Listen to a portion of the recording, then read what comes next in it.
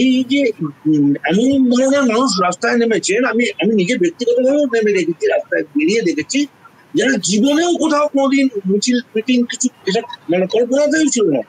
তারাও যে ভাষায় কথা বলছে, দোকানে দাঁড়িয়ে সাধারণ জিনিস কেনবার সময় কোনো মহিলা, বিশেষ করে মহিলাদের কথা বলছি আমি, এই প্রসঙ্গটা নিয়ে যেরকম ধরনের মানে দাপটের সঙ্গে কথা বলছেন, এই এই আবহাওয়াটা আমরা দেখিনি।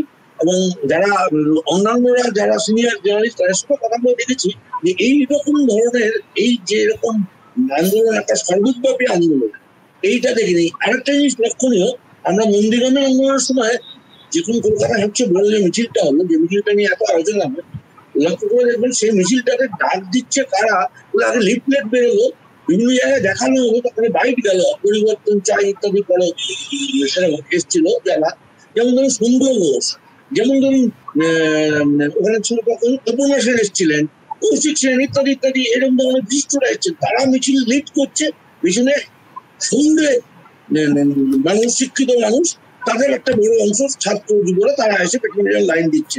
এইবারে কিন্তু উল্টোটা হয়েছে, সাধারণ মানুষ চিনি না, আমরা মাঝে মাঝে আমাদের কাছে খবর আসছে অমুক একটা গ্রুপ, সে বলছে, আপনি জানেন বলে একটি মেয়ে শুরু করেছিল, সে বলছে মিছিল। এই যে অচেনা একটা জায়গা, যেটা আপনারা দুজনেই বললেন, এটাকে মমতা বন্দ্যোপাধ্যায় প্রথম থেকেই চেষ্টা করছিলেন, মমতা কেন যে কোনো রাজনৈতিক দলের চেষ্টা করে, যেটা দিল্লির ক্ষেত্রে হয়েছিল, যে প্রতিষ্ঠানিক যে দলগুলো রয়েছে বিরোধী দল, তাদের সঙ্গে যদি তৎকাটা জুড়ে দেওয়া যায়, তাহলে আমার মোকাবিলা করতে সুবিধা হয়। এবং সেইটা কিন্তু করতে পারেনি, সেটা করতে পারেনি বলেই এই গ্রামারটা এদের মানে সিলেবাসের বাইরে চলে গেছিল। তার ফলে মমতা বন্দ্যোপাধ্যায় এযাবৎকালীন যত রকম কৌশল অবলম্বন করার, সেইগুলো করে এগুলো করতে পারেনি, ভেতরে ভাঙন ধরানোর চেষ্টা হয়েছে, বিভিন্ন রকম অর্ধসত্য কথাও অনেক সময় ছড়ানো হয়েছে। এই যে বলা হয়েছে 23 জন 24 জন মারা গেছে, আচ্ছা বিনা চিকিৎসায় মারা গেলে তাদের তো প্রথম কথা হচ্ছে কোনো অভিযোগ রেজিস্ট্রেশন হয়েছিল, হয়নি। তাহলে কি রাজ্যের কোনো থানায় এফআইআর হয়েছিল বিনা চিকিৎসায় মারা যাওয়ার জন্য? না, হয়নি। আমরা কি শুনেছি যে রাজ্য যে মেডিকেল কমিশন আছে, সেখানে বিনা চিকিৎসার জন্য অভিযোগ জানানো হয়েছিল? এখনো মধ্যে আমরা জানি না সেরকম কিছু হয়েছিল।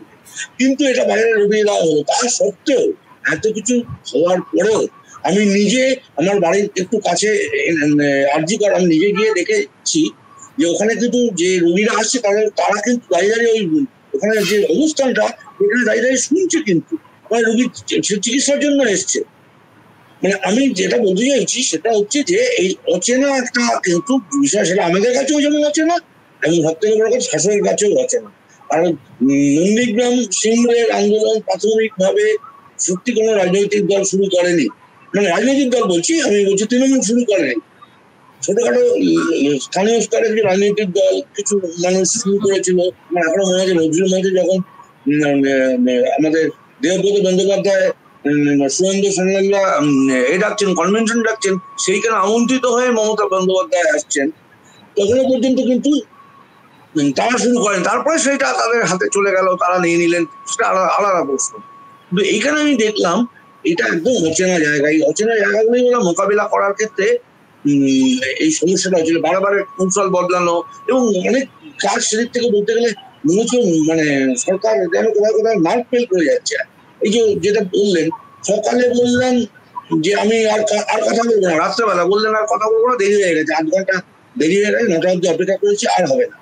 পরের দিনই আবার কাকুতি মিনতি করে বস্তুত কাকুতি মিনতি করে তাদেরকে নিয়ে আসার চেষ্টা, এইটা কিন্তু খুব ভীষণ দৃশ্য, মানে আমরা আগে কখনো দেখিনি।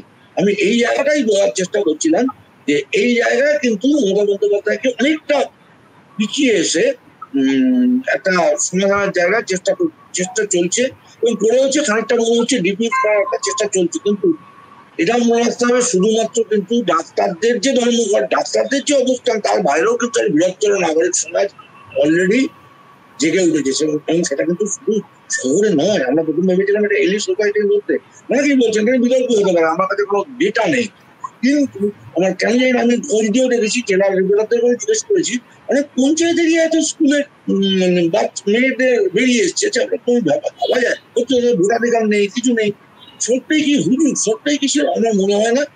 একটা চাপ তৈরি কোথাও একটা হয়েছে, এইটা একদমই অচেনা জায়গা, এই জায়গাটা আমরা আমি রিপোর্টারি জগতে আমি জীবনে আমি এইরকম ধরনের মুভমেন্ট দেখেছি বলে আমার মনে করছে না।